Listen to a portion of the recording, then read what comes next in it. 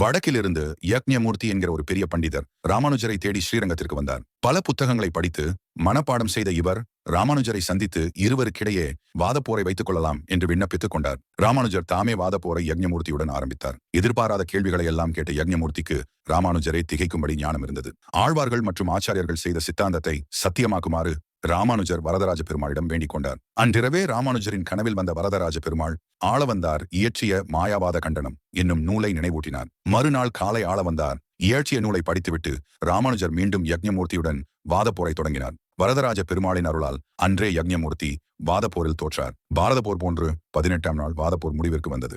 இருவருக்குள் பந்தயம் என்னவென்றால், யார் தோற்றாரோ அவர் ஜெயித்தவருடைய கட்சிக்கு வர வேண்டும். ஆதலால் தோற்ற யக்ஞமூர்த்தி ராமானுஜரின் திருவடியை சரணடைந்தார். ராமானுஜர் அவருக்கு சந்நியாசம் கொடுத்து அருளாள பெருமாள் எம்பெருமானார் என்று பெயரையிட்டார். எம்பெருமானார் என்பவர் ராமானுஜர் ஒருவரே என்பதை உணர்ந்த யக்ஞமூர்த்தி ராமானுஜரிடம் வந்து தனது பெயரையே மாற்றிக்கொண்டார்.